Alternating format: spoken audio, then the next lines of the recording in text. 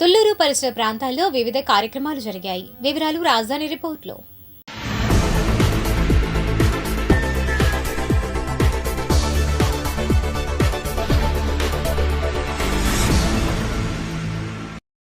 Venkatapalem revenue పరిధిలో నిర్మాణం జరిగిన Vijayawada west bypass road Venkatapalem గ్రామంలోకి ఇతర గ్రామాల వారు వెళ్లాలన్నా, వెంకటపాలెం గ్రామస్తులు కార్లతో బయటకు రావాలన్నా సర్వీస్ రోడ్డు నిర్మాణం చేయలేదు. సర్వీస్ రోడ్డు లేకపోవటం వల్ల టోల్ గేట్ ఫీజు కంపల్సరీ కట్టవలసి వస్తోంది. కానీ గ్రామాలలోని ప్రజలు మేము బ్రిడ్జి పైకి వెళ్తే టోల్ గేట్ కడతాం, కానీ మేము వెంకటపాలెం గ్రామంలోకి వెళ్తే ఎందుకు కట్టాలి?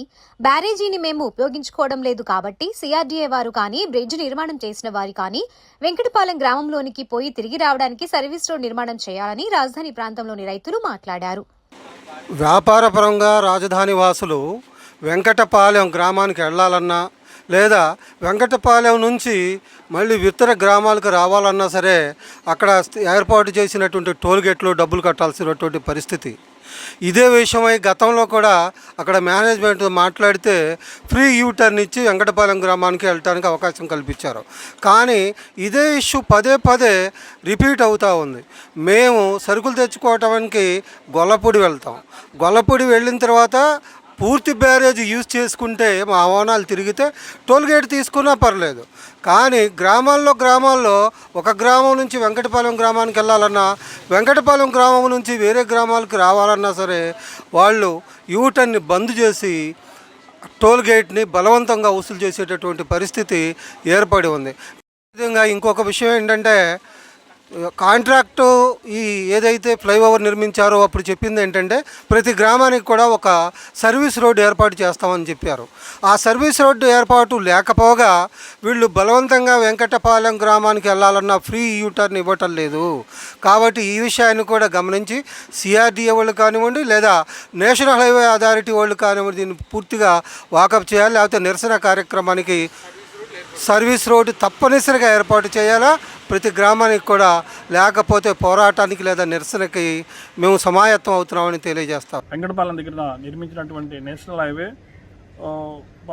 పదే యొక్క వివాదాలకు కేంద్ర బిందువుగా మారింది. ఏదైతే కనుక గత ప్రభుత్వం వైసీపీ ప్రభుత్వంలో జరిగినటువంటి నిర్మాణాలు, రోడ్డు నిర్మాణంలో సర్వీస్ రోడ్లు లేకుండా, అండర్ పాస్లు లేకుండా నిర్మించడం వల్ల పలు వివాదాలకు కేంద్ర బిందువుగా ఈ యొక్క నేషనల్ హైవే ప్రాజెక్టు దగ్గర ఉన్నటువంటి టోల్ గేట్, వెంకటపాలెం దగ్గర ఉన్న టోల్ గేటు ఇదో కేంద్ర బిందువుగా మారుతుంది.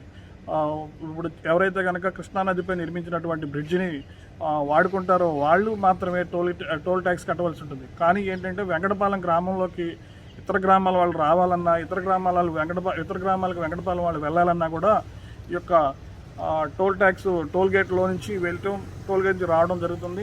తద్వారా ఏమవుతుంటే అటు ఇటు తిరిగేటువంటి రైతులందరికీ కూడా టోల్ గేట్ ఇబ్బందికరంగా మారింది. దీనిపై కేంద్ర రాష్ట్ర ప్రభుత్వాలకి పలుసార్లు మేము విన్నవించడం జరిగింది. అట్లాగే నేషనల్ హైవే అథారిటీ వాళ్ళకి కూడా తెలియపరచడం జరిగింది.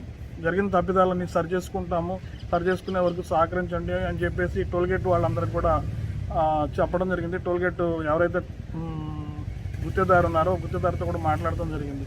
అయినా మటుకు నిత్యకృత్యం అక్కడ అవగాహన లేనటువంటి, ఈ ప్రాంతం గురించి అవగాహన లేనటువంటి వాళ్ళని అక్కడ సెక్యూరిటీగా నియమించడం వలన ప్రతిసారి కూడా వాళ్ళతో వివాదాలతో రైతులు ఇబ్బంది పడాల్సి వస్తుంది. కాబట్టి ప్రభుత్వ పెద్దలు ఎవరైనా సరే దీన్ని కనుక తీసుకొని దీన్ని మళ్ళీ రిపీట్ అవ్వకుండా ఈ కార్యక్రమాలు చూడాలని చెప్పేసి కోరుకుంటున్నాం. రాజధాని ప్రాంతమైన నెక్కల్లు రైతులు, రైతు కూలీలు రాష్ట్రంలో కూటమి ప్రభుత్వం అధికారంలోకి వస్తే పోలేరమ్మ తల్లి ఆలయం వద్ద పూజా కార్యక్రమాలు నిర్వహిస్తామని మొక్కుకున్నారు. ఆ మొక్కుబడిలో భాగంగా ఆదివారం జేఏసీ సభ్యులైన రామినేని చిన్న ఆధ్వర్యంలో పొంగళ్లు పొంగించి పూజా కార్యక్రమాలు నిర్వహించారు.